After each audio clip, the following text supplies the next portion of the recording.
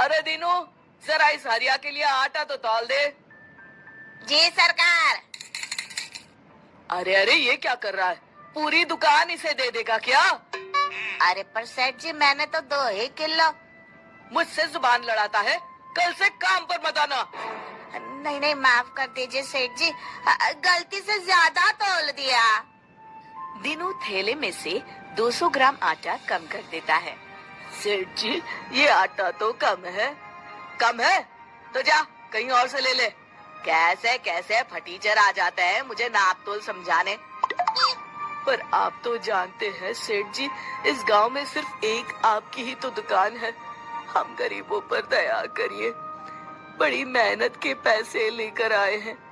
अरे तो मेरा आटा क्या मुफ्त का है? लेना है तो ले, वरना चलता बंद है। हरिया आटे की थैली उठाकर दुखी मन से चुपचाप वहाँ से चला जाता है।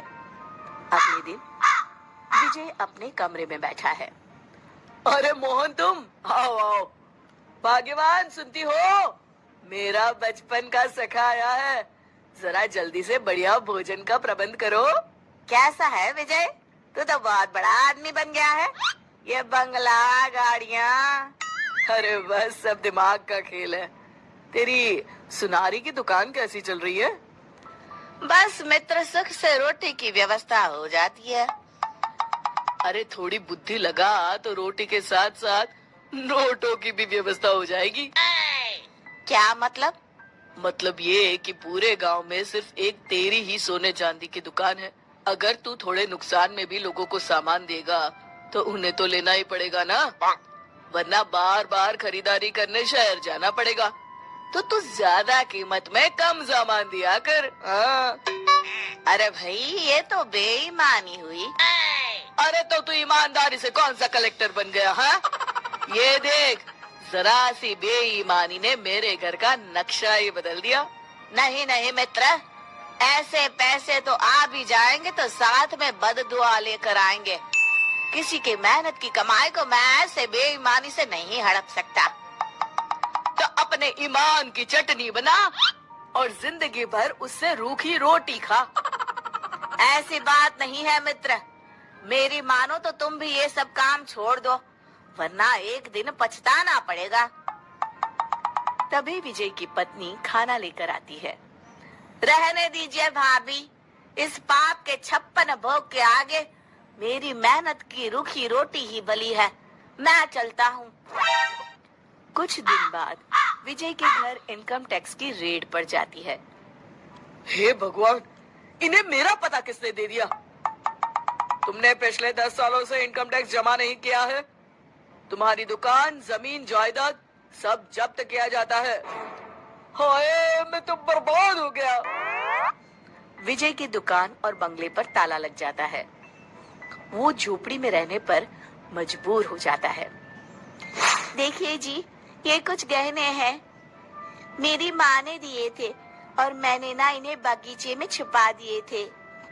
आप इन्हें बेचकर कुछ पैसे ले लीजिए और शहर जाकर कोई नया धंधा कर लीजिए। ठीक है भगवान, कल ही जाता हूँ। विजय अगले दिन मोहन की दुकान पर पहुंचता है। विजय, तुम? अरे ये क्या खस्ता हाल बना रखा है मित्र। अरे क्या बताऊं तुमसे, जाने किसकी बुरी नजर लग गई, सब चौपट हो गया। खैर, ये कुछ गहने हैं, 8-9 तोला सोना होगा। मुझे इसके बदले पैसे दे दो, कुछ नया इंतजाम करता हूँ। वो तो ठीक है, पर मैं तुम्हें 5 तोले के ही पैसे दूंगा। क्या? तुम्ही ने तो सिखाया है मित्र। अरे पर अभी मेरे बहुत बुरे दिन हैं। ले देकर बस यही गहने बचे हैं मेरे पास। ये सब सोचूंगा तो पैसे कब कमाऊंगा? तुम ही समझा रहे थे ना। ठीक है, जितना मुनासिब समझो दे दो। विजय 5 तोले के पैसे लेकर दुखी होता हुआ शहर की ओर चला जाता है।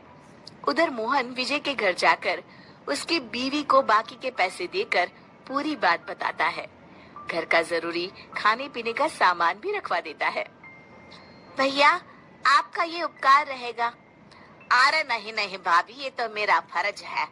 मैंने जो कुछ भी किया विजय को सही राह दिखाने के लिए। शाम को जब विजय वापस आता है, उसकी पत्नी उसे पूरी बात बताती है। मैं बहुत शर्मिंदा हूँ। ये मेरे कर्मों का ही नतीजा है जो आज हमें ये दिन देखना पड़ रहा है। कोई बात नहीं जी, देर आए दुरुस्त आए, जो हुआ सो हुआ। अब नया काम पूरी लगन और ईमानदारी से करिएगा जी। शिक्षा: बेईमानी से कमाया गया धन कभी सच्चा सुख नहीं दे सकता।